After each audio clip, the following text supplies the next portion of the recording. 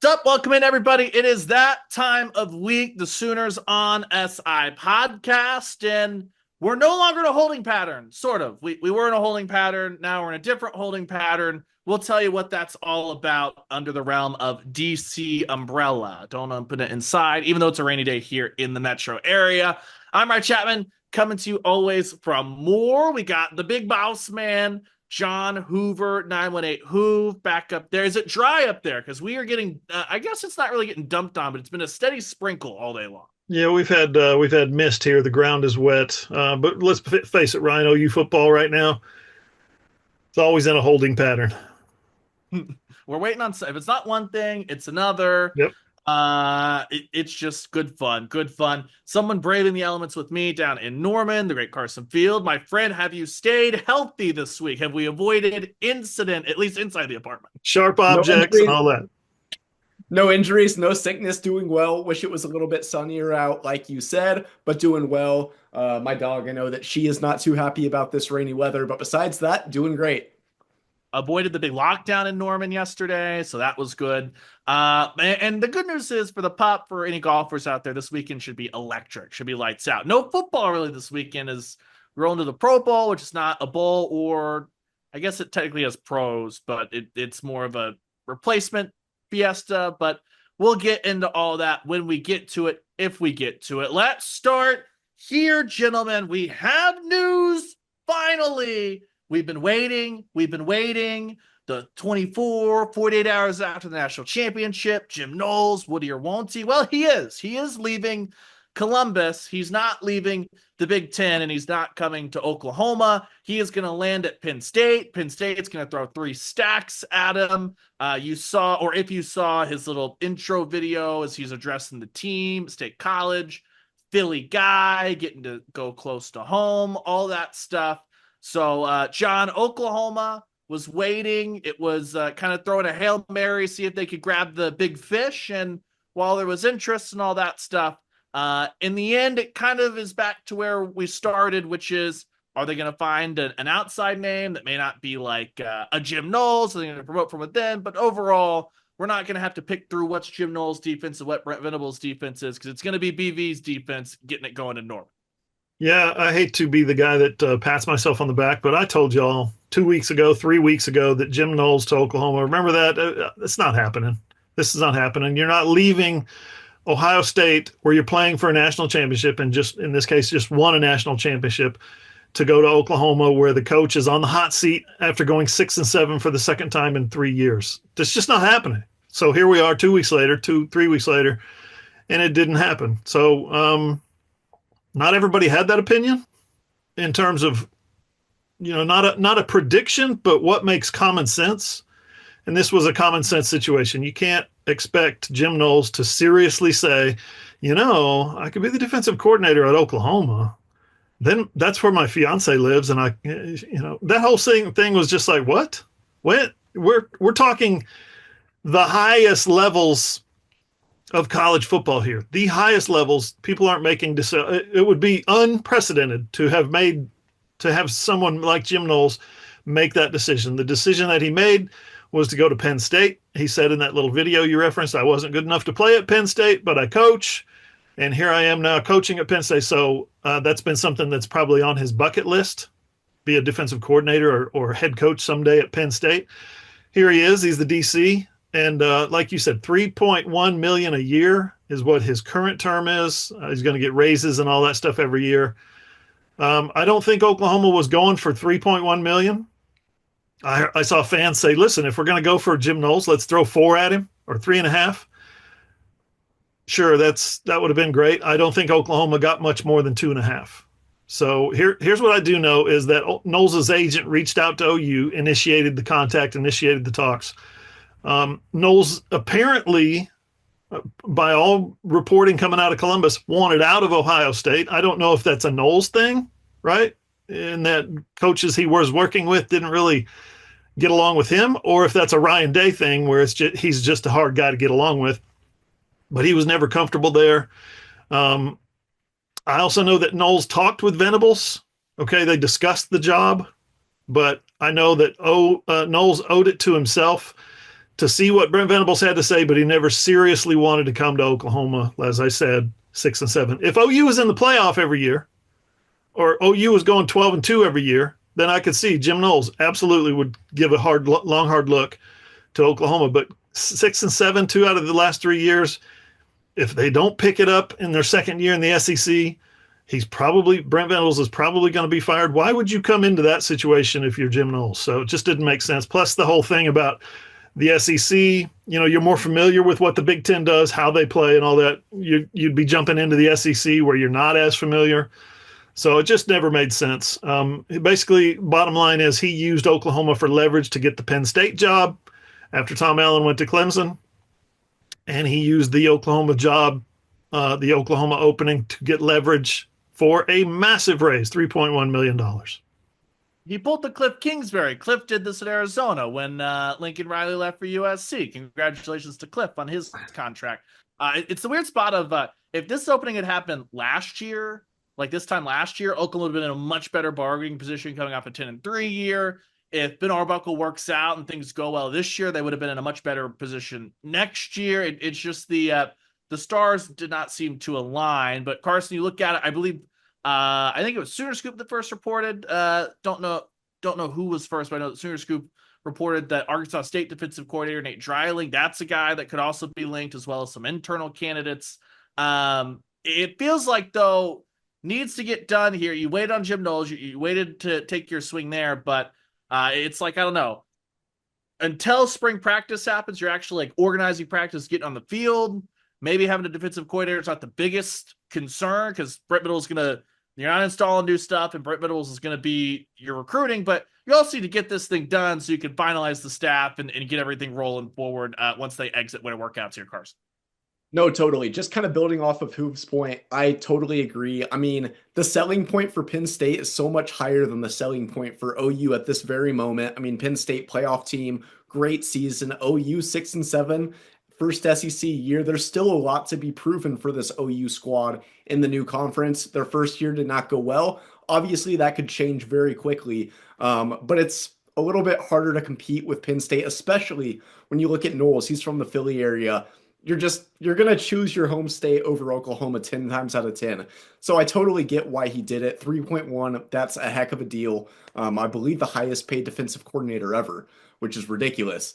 But as far as what they look for now, I don't think it would be bad to go after someone like an Arkansas State defensive coordinator, someone from a smaller school that's proven, put together some really good defenses, or they can hire internally. That is the one thing we've talked about this too before. Brent Venables knows his defense. He is very proven on that side of the ball, did amazing things in his very long tenure at Clemson. So I think one way or another, they're going to get somebody that does a good job, but I'm with you on the fact they need to make this decision very quickly. It's getting close to spring football season. They want to have things in place for, the spring transfer portal window, the second signing day coming up in just, I guess, almost a week now. So there's a lot of things that I feel like they just have to get someone in place, even if that's just a figurehead, and Brent has a more hands-on role with the defense. Just getting that decision made would be huge. Yeah, Ryan, I'm talking about some of the past. Go ahead, Hoover. Real quick, Wes Goodwin is apparently still in play. After being fired as defensive coordinator at Clemson, he's still in play for possible linebacker coach at OU, also for possible defensive analyst at OU. So if that happens, listen, I told you guys where I want this thing to go. Brian Odom. I still want Brian Odom. I said Brian Odom 2 weeks ago. I still want Brian Odom. I don't know if Brent would make that move, or I don't know. He needs a linebackers coach. He needs somebody to help him call defensive signals on game day. Brian's done that. And guy's one of those dudes that's loyal to the program, but that's not necessarily a great thing to hang on the wall if we're being honest and evaluating offensive staff. So 6 in one hand, half a dozen in the other, I guess. I want no more Oklahoma ties. Quit it. I'm done with it. Stop it. Make it end. Hate it. It's one of those things where obviously any connection way back into Bob Stoops, legendary coach, Hall of Fame coach, that was a different time. You cut the ties, move forward. The program needs a little bit of a splash, a little bit of a refresh. So what you're seeing going that direction on the offensive side of the ball, right? Ben Arbuckle, no real Oklahoma ties outside of a first date that obviously went well on the date side of things, not so well on the result side of things. Hopefully the marriage can flip around the results for Oklahoma. All that fun stuff. And I've said this before, and like, this is not an Oklahoma thing. This is not a Brent Venables thing. Taking a step back, like, I have no issue with Brent Venables calling the plays himself on Saturdays. I don't know why we have a double stater in college football of go through your laundry list of offensive minded head coaches that don't give up play calling duties and rock and roll, and it's a good thing.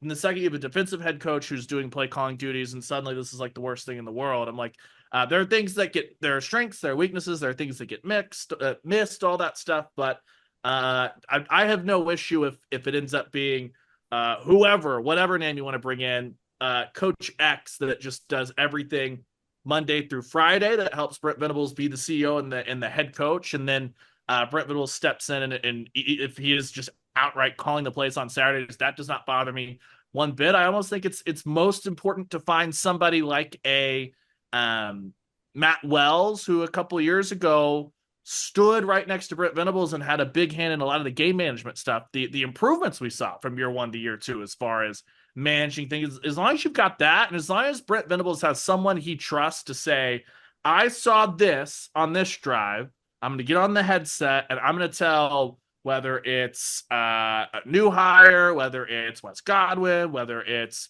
or Goodwin, whether it's Brandon Hall, I need X, Y, and Z. These are the 3 adjustments I need in the next 2 minutes. You guys go coach that over there to the players. Once they come back out, we'll get that done to where Brent Venables can manage the clock and all that stuff. I don't think that's all an issue. So we'll see how that plays out. That's the big thing that's happening. There's a couple of other notes and news filtering in the background. Let's start in the future, and then we'll work our way back to the weekend, if that makes sense. Looking forward, Board of Regents linking up here over the next couple of days. 3 big just kind of bullet points that pertain to football and athletics on the agenda.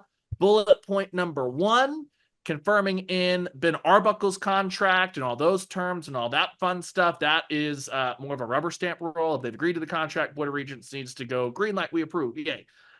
Thing number 2 is a bulleted list of basically Governor Stitt. We had talked about it. It signed the Oklahoma executive order that allows universities and collectives in this interim period between the House settlement coming in and all that stuff to work together. So bullet point number 2 is the Board of Regents authorizing whatever they need to send over to One Oklahoma and back on the NIL front.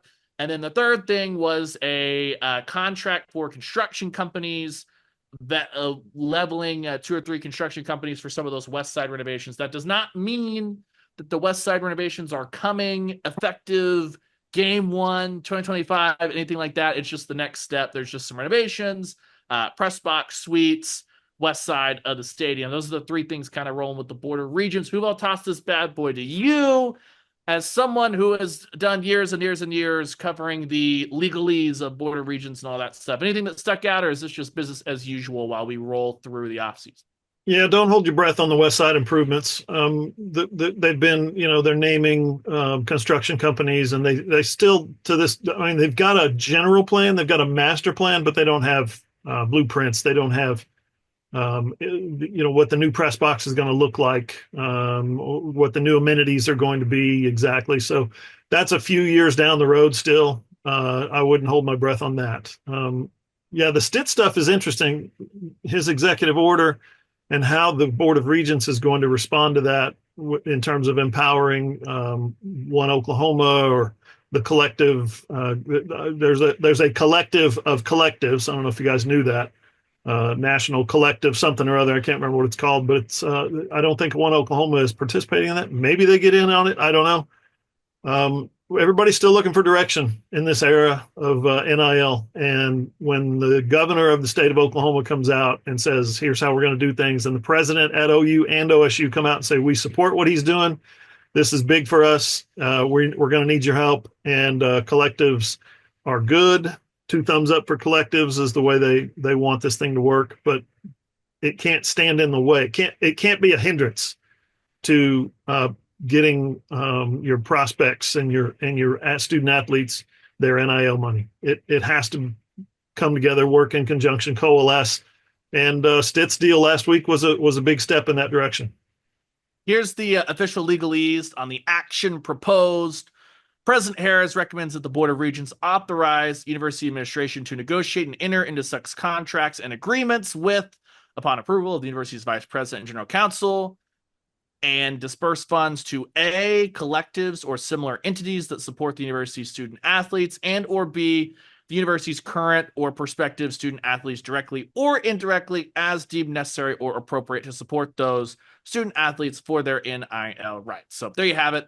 It seems to be like just the next step. And like we said, the NCAA doesn't enforce anything right now. So this was just giving Oklahoma the legal backing from the governor's standpoint and the government standpoint to greenlight that, move forward. So I don't know like what the tangible come Friday, this is what it looks like, but it'll help Oklahoma behind the scenes, and certainly stuff that will help them be more fluid and able to pounce on stuff, which will be good for the Sooners. That was looking to the future, guys. Going into the past, Sooners did host a junior day this past weekend. High school recruiting, still a thing. I know we're portal. The first big name of that, the first effect of that came out yesterday. Yeah, Tuesday. The days all run together. Oklahoma lands 4-star wide receiver Daniel Odom from St. John Bosco, 6'2", 175. Carson, let's start with Daniel Odom, then kind of work our way back to just junior day at large. Pretty successful, and now as you look into the 2026 class, it's not necessarily 4 Ben Arbuckle commits, but 3 guys who have opted to stay aboard as Ben Arbuckle's come in, and now Daniel Odom's made his pledge to the Sooners. Yeah, I mean, just looking at Daniel Odom's profile, great player, great size. He is very highly touted by all of the recruiting metrics, all of that stuff. And he is also familiar with Jaden O'Neal, OU's quarterback commit in the 2026 class. Apparently, Parker Thune from OU Insider reported this, that apparently their childhood friends played since youth ball. So that's big. They have that connection. It sounds like that kind of reaffirms Jaden O'Neal's commitment too. I know a lot of people have been saying, oh, Texas A&M, a lot of schools like that are trying to work in their little screws, just try to get some attention to him. But that makes it sound like it's more probable that he will end up in Norman. So that's good too. Both of those guys were at senior day this past weekend, plus so many big targets for them. Some in Oklahoma too. Caden Jones, a running back from Jenks. He is a 4-star as well, one of the best players in the state. That would be a huge get. Mason James, he is a receiver from Norman, actually. So this is his backyard pretty much. He went to that too. He took a picture with Caden Jones and Jaden O'Neal. They posted that on Twitter. So there were so many big players. I think it's really fascinating that there are so many good players from Oklahoma in this class. Still have a lot of interest in the Sooners, even after not such a great season this past year. Yeah, it's our first opportunity to kind of get to see Ben Arbuckle get after it. We heard Carson and I talked to a bunch of the players kind of in those days in Norman leading up to the Armed Forces Bowl, and he's a guy that the energy and his ability to kind of connect with people and the relaxed kind of energy that he brought. I know that everyone that we talked to really enjoyed talking about that, and so you'd imagine that will translate to recruiting pretty well. And as always with the Emmett Jones, Joe John DeMarco, Bill Beanbo, pretty familiar with that. Another junior day coming up as well, so another opportunity to get going for Oklahoma's staff, John, as they it's just weird. They've been all over the place. So we get so honed in on you got to retain guys, and it becomes NIL, and it becomes portal, then it comes this and that. I almost forget that there are high school athletes out there that need to be recruited, and this staff is getting after it. Yeah, they are. In terms of Odom and O'Neal, Jaden O'Neal posted on Twitter as well. Said something like, "Hey fam, let's get to work. We've been going at it since youth league." And after Odom's commitment. He's at St. John Bosco in California. They grew up in Cali together. So, a Cali quarterback throwing to a Cali wide receiver could be something that looks really good on paper for OU fans. But there's a third element to this, and that is that OU went out and got a commitment. Or, I'm sorry, didn't get a commitment. Sorry, misspoke. Tongue-tied on recruiting. Made a scholarship offer to another quarterback in this class, Bo Bentley, out of Salina, Texas, has got an offer. He's got a lot of good offers, but he's got an offer from Oklahoma. And everybody's first thought is, oh crap, what does this do with O'Neal? You're going to offer 2 quarterbacks? Well, it's 2024, it's 2025, right? If I could flip the calendar. And in 2025, if you're a program like Oklahoma, especially one that's got a new offensive coordinator, you're trying to get a new system going, a new culture going on offense. Yeah, you're going to offer two quarterbacks. They offered two quarterbacks last year. You'll remember. So, um, in Zerbrug and the Michael Hawkins, right? So you got two quarterbacks last year. You're bringing in two quarterbacks in the 2026 class is what they're trying to do. I was impressed with this kid with Bo Bentley. What is he? 6'2", around 200 some pounds. He's not a big, huge dude. He's not a 4.4 guy, but he threw for 3,200 yards and rushed for almost 1,000 yards, 70% completions, total of like 63 touchdowns last year. His team goes 16-0 and wins the 4A state title, 4A1, I think, state title. He's big time. And the fact that he's got an offer now alongside Jaden O'Neal shows that he's a good prospect. So, yeah, looking forward to seeing more tape on both of these guys and seeing how they kind of stack up. Yeah, it's reminiscent a little bit of, you mentioned the Hawkins and Zerberg class. It also reminds me, not high school recruiting, but when Brent Venables arrived and Oklahoma's quarterback room was really, really short on numbers. It wasn't just Davis Bevel, but also bringing General Pooty in through the portal along with Dylan Gabriel. That's what it reminded me a bit of, because it was one of those things that you looked at it and went, okay, obviously having to bring in a quarterback or two from the portal. You said the pickup for Western Carolina, all that just to get the numbers right in the quarterback room. And that's something that Brent Venables has talked about a couple of times through spring, is how hard it is to maintain numbers in the quarterback room. I almost think that we're moving toward a moment of rethinking two quarterback offers. Doesn't necessarily mean you think one guy's out the door, and more just like, well, we're going to lose somebody to the portal, so might as well bring in a couple of guys and at least mold them in how you practice, and Ben Arbuckle, how he likes to coach his quarterbacks. Just start that process from the jump instead of having to get guys acclimated. So we will see how all of that pans out as we kind of get back into recruiting mode here over the next couple of weeks. This big junior day comes right before a dead period. So probably the last little bit of recruiting news upcoming this weekend before, at least on the on-campus front, a little bit of a dead period. We get our calendars back rolling as we head deeper into the spring and into the summer. The next big recruiting will actually be portal recruiting, post-spring portal, but we will kick that down the curb and get to that when we get to it, because we still have to have spring practice everywhere before we do that. March 6th. Elsewhere, go ahead. March 6th is the start date for spring practice. So we're like almost a month away from, or just over a month away from start of spring practice. A month and change. The 6th is next Thursday of February. So we are 8 days plus a month. Yikes. That stuff, I get stressed when I hear that, like, pretty soon we're going to have the end of men's and women's basketball, gymnastics, softball and baseball are getting going. Softball getting going next week, baseball a couple weeks from now. And then all of a sudden, before you know it, it goes from not much happening to, oh my gosh, it's a headache all the time, which is fun, but also stressful. Elsewhere, guys, on the football front, take a step out of Norman, head down to Mobile, if you'll allow me. Senior Bowl getting going, as well as the Shrine Bowl. I guess the news out of the Shrine Bowl is kind of unfortunate. Nate Downs popped this out there on social media. Ethan's got the flu, so it's going to impact some of the practices and certainly the actual Shrine Bowl game. But with both the Senior Bowl and the Shrine Bowl, for guys like Oklahoma players, they have film against the SEC. They have film against other Big 12 teams. So, yes, turning heads in one-on-one drills is big time. But the biggest boon is being able to talk to the coaches, talk to the scouts kind of behind the scenes. So Ethan will still be able to take advantage of that, you hope. On the field, though, Billy Bowman made his impact day one down there yesterday. He was excellent in one-on-one drills. If you're following the Senior Bowl content, there were plenty of clips of him, whether it be pass breakups, interception, all that fun stuff is they get rolling down on what do they call it? The road to the NFL draft, the first stop to the NFL draft down there at the Senior Bowl. And we've seen this be a big spot for a couple of players. You remember who just a couple of years ago, Perrin Winfrey had made some noise down there at the Senior Bowl.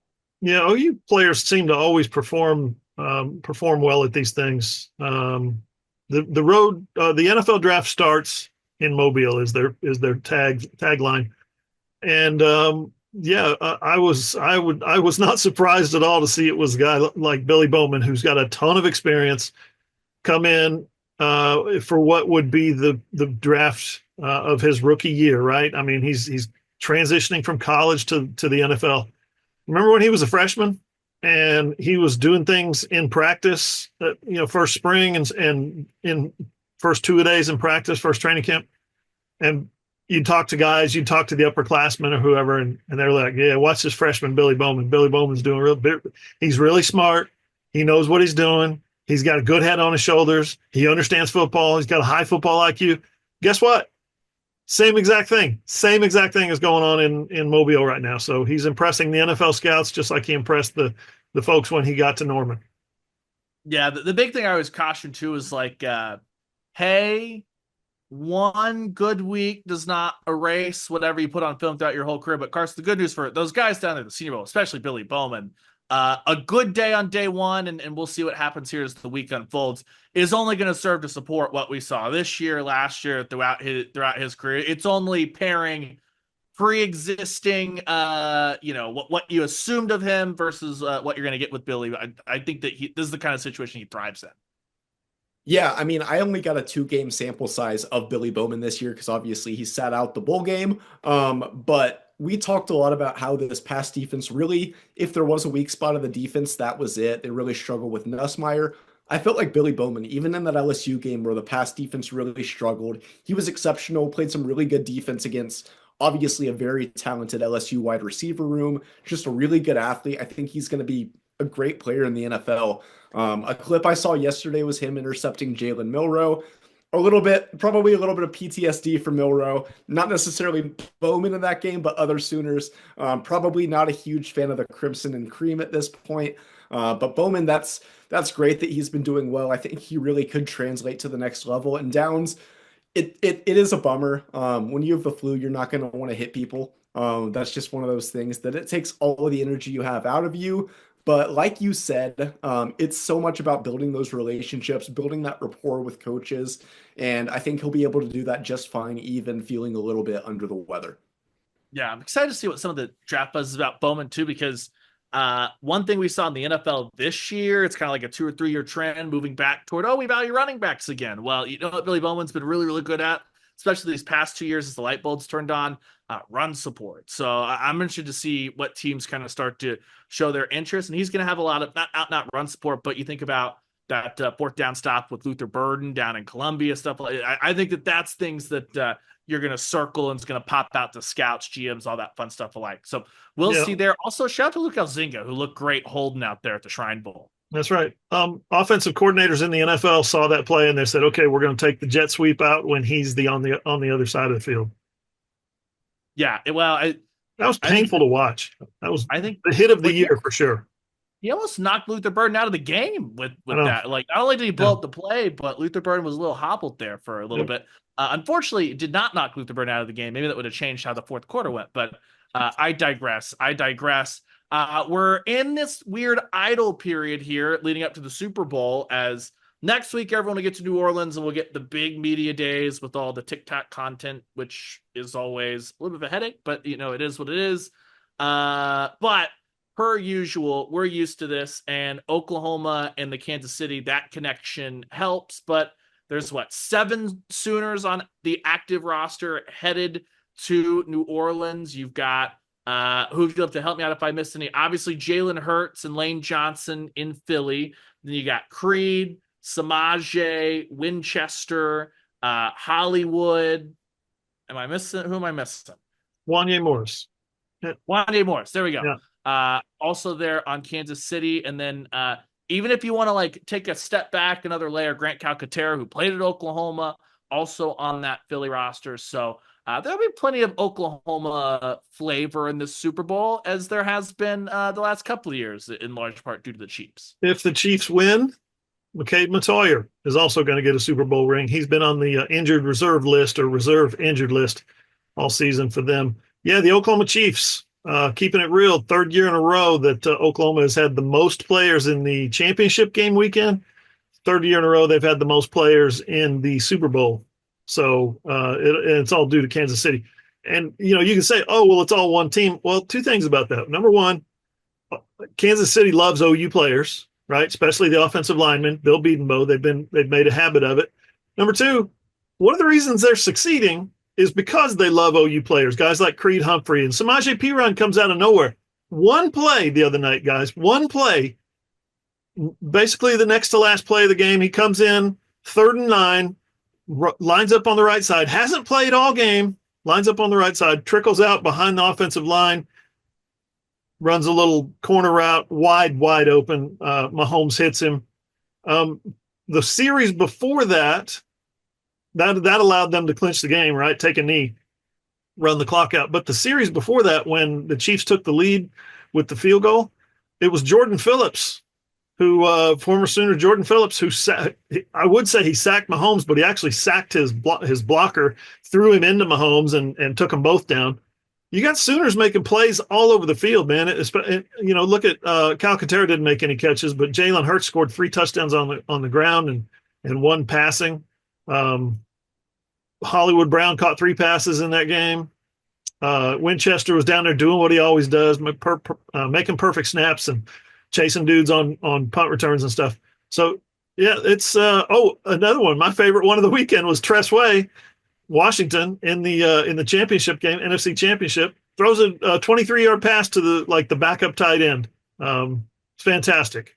Perfect pass, 1 of 1, fake punt, kept the drive alive, scored a field goal on the drive, but they ended up getting beat, whatever it was, 50 million to 10 or whatever that score was. It was bad. But yeah, I mean, the Sooners are making plays in the championship games all over the field. It was cool to watch.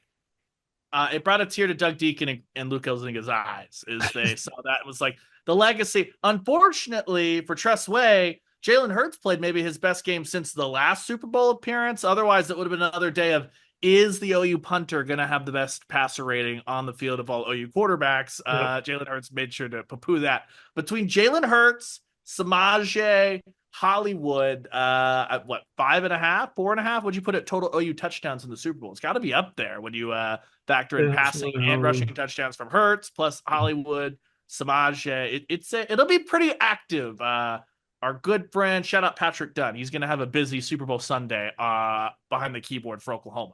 Yeah, I'd say 3.5. 3.5 is my over/under on touchdowns, OU touchdowns. And if Calcaterra scores 1, that counts. They count. Well, Alabama's going to get credit for all the Hurts as well as Oklahoma and SMU.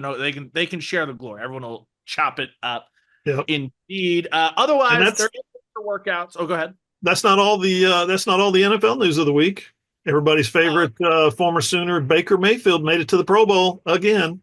Jaden Daniels from Washington opted out. He's not injured. He just opted out. He's had a bit of a surprisingly heavy workload this year and took a little bit of a beating. And so he just basically said, I need the week off. He's starting his rehab and off-season rehab and all that stuff a week early. So he's going to not participate in the Pro Bowl games, which opened a roster spot for Baker Mayfield to make his 2nd straight Pro Bowl game. Baker, you'll remember, was the MVP of last year's Pro Bowl game. I use air quotes, game. And he also won the precision passing challenge in the skills showdown. So Baker just has had an unbelievable run since he signed with the Bucs. Career highs, 71.4% this year, completion percentage, 4,500 yards exactly, 41 touchdowns. His passer rating, he'd never been over 96 before. He was 107 this year, 106.8. So hell of a year for Baker. There's now 7 Sooners in the Pro Bowl total this year. Creed Humphrey not playing, but he gets the recognition. Lane Johnson not playing, but he gets the recognition. And then Marvin Mims, Joe Mixon, CeeDee Lamb, and Nick Bonito and Baker Mayfield. So a heck of a run for OU football in the NFL. I will not remember what happened last year. I also won't remember what happens this weekend unless Baker has some great highlights in the dodgeball, because it is a joke. But Pro Bowl, we love the honor. I don't give a rip about what happens. Where do they go to Orlando? Where do they go for that now? It's Orlando. It's Orlando now. I can remember Adrian Peterson's, I think his rookie year, he was the MVP. And it's because he thought it was a real game. Yeah. And so he was punishing anybody who tried to tackle him. He ended up running for like 150 yards or something.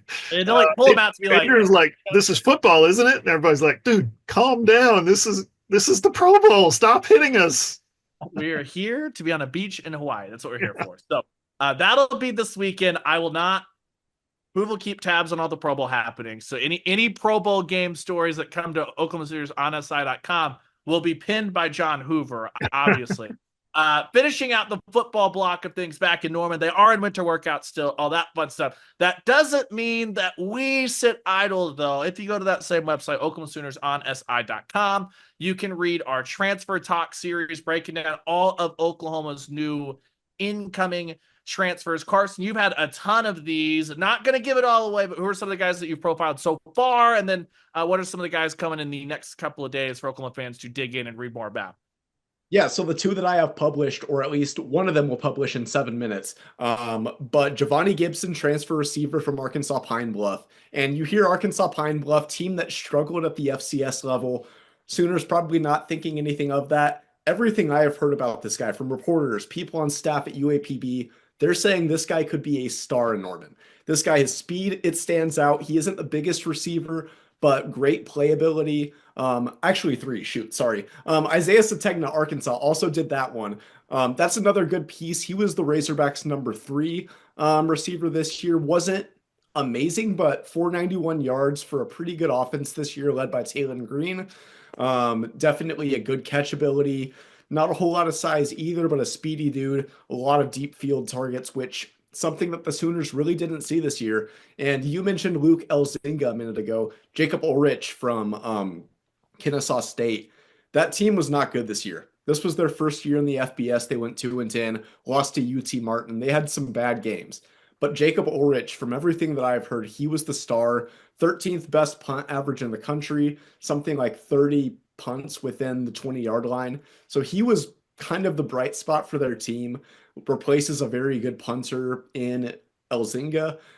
So there's a lot of different people that I'm excited to tell their stories next. Marvin Jones, I know that one's coming up. Some of the guys from Western Carolina. So yeah, there's a lot of fun stuff for both me and Hoove. So I'm excited to share some of these. Yeah, Hoove kicked that series off with John Mateer a couple of days ago. That one, if you missed it, just find the most recent one. Go to OklahomaSoonersOnSide.com, hit the football tab, pull up the most recent one. Read that one. You'll love that one too. But all of the previous ones are linked in there as well if you missed any of those, Hoove. I got some really good insight today from, I'll just say, from the person I interviewed, from a source. And his name will be in these are media people that we interview. We interview radio guys, play-by-play, beat writers, all that stuff. So talked to somebody today on Kendall Daniels. Got some amazing insight on Kendall Daniels. So that's coming up as well on that series, Transfer Talk. It's the same thing. It's the same series we've done, I think, Ryan, each of the last 2 years, where we talk to some media people about these guys before we actually talk to the guys themselves in February or March or whenever they're made available. Fingers crossed here in Norman. Yeah, I think this is year 3, all that stuff of Transfer Talk. But anyway, the gist of it is we can go back and we can watch everything that they've done, all that stuff. But we're talking to the folks that cover them day in, day out, lived them, knows their progression, all that stuff, and kind of what led them to this point and what they can bring to Oklahoma. So Oklahoma Sooners on SI.com. It'll be all up there. Just hit the football tab. You can scroll, all that fun stuff. And it's there. One of the mini series we're running right now. We got the softball series that I am over halfway through, I think. I don't know. I've been writing softball stories like a madman. We'll get to that when we get to it. But there are a bunch of those up there too. So Fresh Faces, that's the softball series. Transfer Talk, that's the football series. Read them both. It's a lot of good stuff right now on the site. We have full coverage of something else that's happening right now that you should also read to find out why it's happening, and that is men's basketball. We reached that point. A big week for Oklahoma as they came off their bye week like we talked about. Success up in Fayetteville. Oklahoma ekes that out. Really, really good defensive run, especially in the last, what was it, 2:37 of the game that Arkansas didn't hit a field goal. But then they turn around and last night fall to Texas A&M in College Station. This was a contest that I don't think anyone expected Oklahoma to go in and steal that thing. You were kind of doing the, if this happens, plus this happens, maybe you're in it late and all that. Carson, they did everything to a certain extent. They fouled the hell out of A&M. They got dominated on the boards. And still with 4 minutes left, you look up and it was a 2-point game. Unfortunately, they just weren't able to get that thing done last night. Yeah, Ryan, the problem is not losing on the road to Texas A&M. That's a team that is 13 in the AP poll, top 15 in the net. That is a good team. Like you said, I don't think many people saw the Sooners going into College Station and winning it. It's how they didn't win it that's probably a little bit alarming. I mean, the rebound disparity, I don't remember. I think it was 47 to 19 off the top of my head.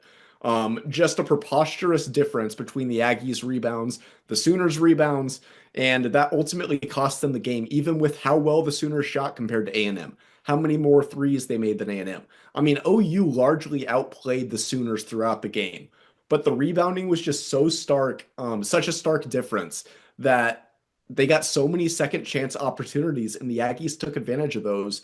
And thus, OU's 2-5 in conference now. Obviously, like you said, that Arkansas win is gigantic. Arkansas, not an amazing team this year, but winning that game on the road that goes down as a quad one win, that was much needed for the Sooners' resume.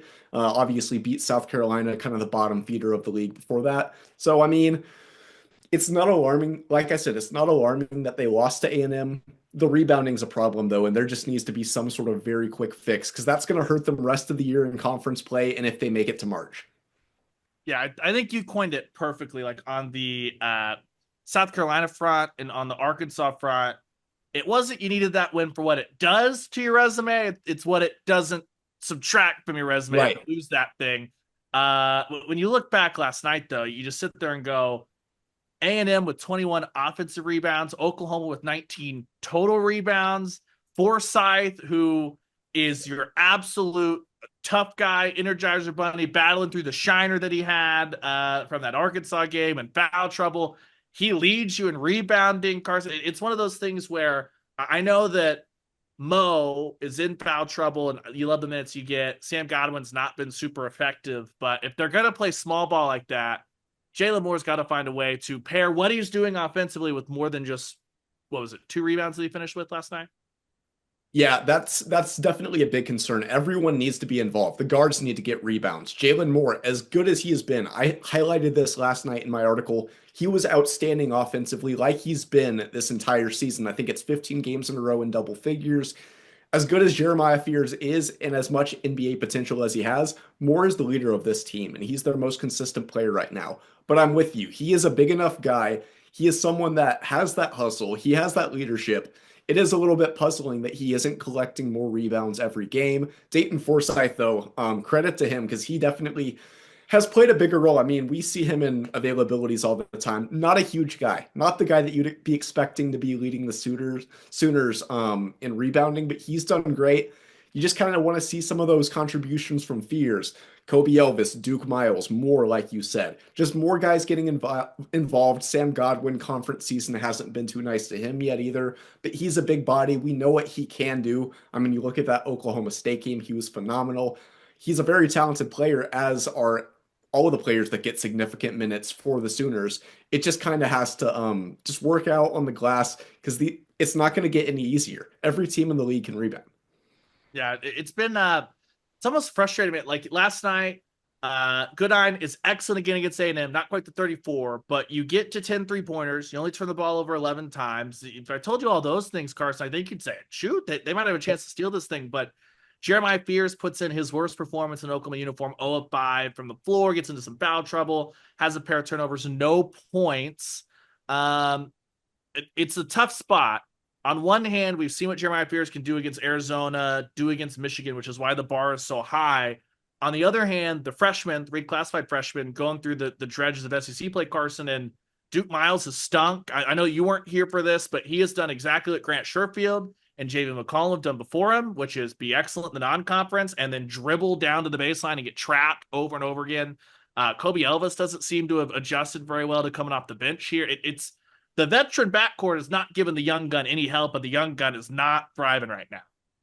No, he's not. And you also have to look at it. I mean, the guy should be a senior in high school. So I do think some of those expectations that everybody got from the non-conference play, maybe a little bit unrealistic, but at the same time, yeah, he looks like a mess on the court, a lot of turnovers. He's not shooting as efficiently as he has been.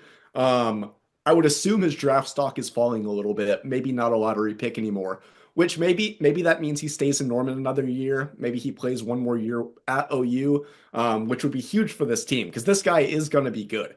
We have seen everything that this guy can do. He's a good defender. He's a great offensive player, just needs to cut down the turnovers a little bit. So it's just a learning thing. I think he needs to kind of be taken under the wing of guys like Duke Miles, even though he has struggled in conference play. Jalen Moore, not the same position, but someone that has now played. I think this is his 5th year of college basketball. Sam Godwin, same thing. So there are so many guys I feel like that can lead Jeremiah. And when Jeremiah is playing his best basketball, one of the best players in the nation. Here's a return might depend on who coaches at Oklahoma next year, too. Yeah. Well, I was talking today, and this is a sick joke, but was joking. He was supposed to go to Illinois, and they didn't have a spot for him to reclassify in, so he ended up at Oklahoma. He might just go to Illinois anyway on that timeline. Who knows? And be a freshman. He'll be a freshman next year, right? Sophomore. Yeah. So yeah, sort of freshman in age. Sorry. Yeah, when you look at it, before last night, the Sooners were holding on to a 10 seed in bracketology, and I know Porter Moser was going to yell at me for trusting Joe Lunardi because that's what made him so upset on Selection Sunday last year. Boo-hoo. They were holding on to it. They were the top of the last 4 byes, which means that there were 7 teams below them and missing the tournament, essentially. But John, when you look at it, this conversation feels very similar to a conversation we were having last year, which is on paper right now, most of Oklahoma's resume is done. And unless they can find a way to win a bunch of these games, they're not going to be doing much adding. And you start to look at it, John, that A&M game last night starts a string of 5 straight games via the current AP Top 25, where the Sooners are taking on ranked opponents. Saturday, they'll be back in Norman against Vanderbilt. Yeah, I'm looking at Lunardi's latest. Before last night, I think they were the top of the last 4 byes. Now they're number 2 of the last 4 byes, below Georgia.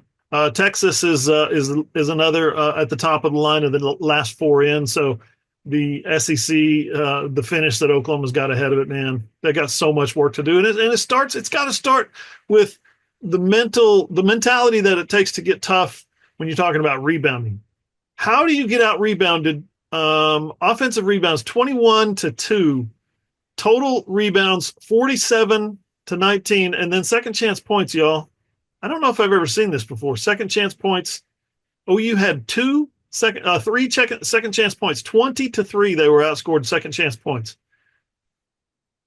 I get that they're playing small ball. I get that they're trying to create havoc, but at some point when you've got 2 bigs over there on the bench, or you've got 1 big over there on the bench, and you're going at them with your 1 big, you might want to try 2. You might want to work in some sets where you've got 2 big guys on the floor, because literally every rebound for about 7 minutes that was coming off was going to Texas A&M. How are you supposed to compete with that? You're doing everything right. Defensively, you held them to 4 of 20-something shooting. You're blocking. You've got 6 block shots. You're protecting the paint when you can. You've got 25-21 was the free throw disadvantage, so not that much. And it's just there's so many people out there that are saying right now, this team doesn't have any heart because they're giving up rebounds, and rebounds are effort plays. Rebounds are a large part of rebounds are effort plays. A large part of rebounds is being smart, knowing where to position yourself, knowing how to box out, knowing how to get a body on you, how to get a guy's arms down, all that stuff. Watch the Thunder play. Okay, don't watch the Thunder play the Dallas Mavericks, okay, because they can't get a rebound against the Mavs either. But watch the Thunder play anybody else. Watch how they rebound. Watch how they box out. The Thunder are not a particularly gifted rebounding team, but Oklahoma's just bad at it. Whoever's teaching and coaching rebounding at Oklahoma, they need to go back and read the little rebound 101 thing. Yeah, Forsythe coming in. It's just like, that's the proof. Like, he comes in, he gets a couple boards. You're just like, okay, so he can do it. He's the smallest guy on the floor when he's out. It's been frustrating, and just another road. They just get out physical every time they go on the road, except for Arkansas, and Arkansas sucks. Sorry to our friends at Arkansas. Happened at the Stag against Georgia. Obviously was an embarrassment against Alabama, and happened again last night in College Station. So not great there. Get Vanderbilt coming back in. That's the good news. It's Vanderbilt. They are the 24th ranked team in the country. The bad news is they're off their midweek bye. So Vanderbilt has had all week to prepare for you. Feels like another must win at the Lloyd Noble Center. You got to get to 8 wins somehow in SEC play. Good luck counting the wins. I'm doing the math. I'm bad at math, but I can't get to 8 right now. We shall see. On the other side of the Lloyd Noble Center, the women, they bounced back against Georgia on Sunday.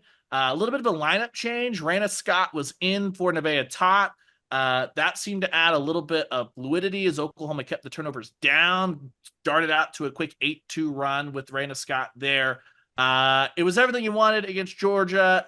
Good vibes, all that stuff. But the big one is circling back tomorrow night. Sooners head to Baton Rouge, take on number 7 LSU, a villain of yesteryear, Kim Mulkey. The Sherry Cole Kim Mulkey battles were iconic. This one's going to look a little bit different. But Ginny Bronchek after the game on Sunday said it's not going to feel different. One thing that she talked about is the quote that stands out is against South Carolina, they experienced elite playing elite, and you saw Kim Mulkey go, 10 McDonald's All-Americans. I've never seen that before. That's what South Carolina was bringing. But something Ginny talked about, guys, is that Oklahoma was not really necessarily prepared for what happened on the floor, plus the 18,000 fans and the environment. The playing style, the coaches, the players, Ginny said, all different with LSU, very, very talented, but the environment's going to be the same. So that's kind of the goal, is preparing to take on that environment here on Thursday night as the Sooners head down to Baton Rouge. Guys, this is already their third top 10 matchup in league play when you go back to the Texas game. And then the reward on the other side of that is Oklahoma's ranked 13th. Sunday, Kentucky's going to roll through as a 12th ranked team in the country. So you're getting a little bit of the same vibes on the women's side of things that Ginny Bronchek's have to the LNC. If Ginny is not wearing a crimson and lime green feather boa, I'm going to be really disappointed when she goes up against Kim Mulkey. It's the it carries on a great tradition of Kim Mulkey doing Kim Mulkey stuff, and Sherry Cole's like, I'm just going to continue to be like my regal self over here, and we're just going to do the full clash of styles. Full teams played different, it all looked different, all that stuff. So that'll get going. 6:00 tomorrow night? I believe, yes, 6 p.m. Oklahoma and LSU. That bad boy is going to be on ESPN2. The dose for the Sooners and the Tigers. Full coverage of everything from that. OklahomaSoonersOnSI.com. I'll have all that. Carson's going to have all the happenings on Saturday with the Sooners and Vandy. I'll have Sunday stuff with Oklahoma and Kentucky. Oklahoma Sooners on SI.com. That's the place to be. Not the only thing that's happening Saturday. We just got this down the pipe. We'll talk to Patty Gasso and friends before that basketball game on Saturday. So while you're settling in to your seat to watch Oklahoma take on Vanderbilt, I'll be pumping out some softball preseason content on Saturday. Be on the lookout for the video. I believe it's Patty Gasso, Nellie McEnroe-Marinas, Abby Dayton, and somebody else. The email's not in front of me. Doesn't matter. It'll be up on the website, OklahomaSoonersOnSI.com. So we preview that next Thursday. The softball season starts. I am stressed, but it'll be a ton of fun. That should be good. Carson will be helping us out with softball coverage as well, as I abandon the staff for a week in the middle of February. I'll miss 7 games and be gone for 7 days. That's how much this team's going to get going when they get to Love's Field. That's not the only softball content, though. Head to OklahomaSoonersOnSI.com right now. Click the softball tab. Scroll, baby, scroll. I've got profiles of all 8 freshmen that were originally in this class already up and firing. OklahomaSoonersOnSI.com. I've worked through the transfers. We've done the 2 pitchers, Isabella Smith and Sam Landry. We'll get through the rest of the OU transfers, and then we'll put a bow on it with the newest addition to the Sooners, Sophia Bordy, who reclassified. Her story will be up on Sunday. That'll lead us into Monday, Tuesday, Wednesday. You know it. You love it. We got position previews, all that fun stuff, all the way up to the softball season starting on Thursday. Softball on SI. Back up, back running, back firing on all cylinders, even if my brain is not. So head over to the website there as we get ready for what should be a fun year, guys. I enjoy it. Carson, I know you've never seen me do the softball stuff up close, but I just go MIA for weeks at a time, where it's just hey, there's some football, you guys do that. I'm buried over here under a mountain of a yellow ball. Yeah, no, I'm excited for it. This program, I covered the ASU softball team when I was in college. They made the WCWS, so I covered that. They got eliminated actually from OU. That was kind of the start of when everything started going right for the Sooners. So I've seen them. I've seen Patty Gasso. I've seen the athletes that she gets, and it's pretty amazing. So I'm excited to see what you produce, what me and Hoove contribute along the way with. Obviously, filling in those games when you're overseas. So that will be fun. Spring's going to be a lot of fun. I mean, gymnastics looks really good. Baseball has high hopes. Spring football, a lot of stuff. So it's a fun time to be a beat reporter covering the Sooners.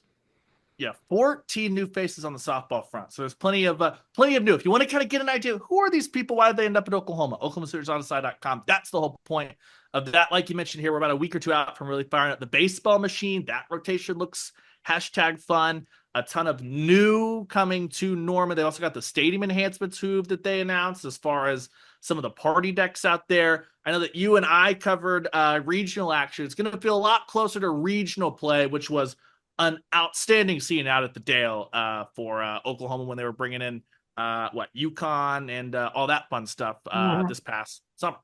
Yeah, I'm a guy that covered just college baseball in the spring from 1999 to 2000 and about 2010.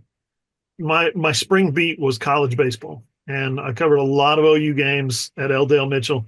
Never seen an atmosphere like what we saw last year in the postseason. So OU smartly, wisely taking that atmosphere and saying, guys, we can do this on a regular basis. Here's what we need to do. So their fan experiences and amenities and opportunities for interaction. So very smart, very wise of Joe Stiglione and his staff, Greg Tipton and those guys as well, to put to kind of seize that momentum that was created in because I've covered super regionals at OU back in the day, back in the Galloway and the Coachelle days, right? And they never had crowds like that. So very impressive stuff last year, and very smart for OU to build on it as soon as possible. Especially late into the night too. There were a couple of those late Yep. nights at Eldell that Monday night that we were just like, "What's this going to be like?" It was electric, and it feels like this nice little bridge that still working on the stadium project, the fundraising, all that stuff. They'll get the renovations, they'll get there, but feels like this is a nice in between as they continue to fundraise there. Elsewhere, just kind of clearing off two housekeeping notes, like Carson mentioned. Women's gym off and running. They beat number 14 Alabama in Tuscaloosa. KJ Kindler had some funny quotes about the Alabama fans. There's not like the clap, hey, you stuck it. It's the we're going to talk some mess in your general direction and see how you handle it.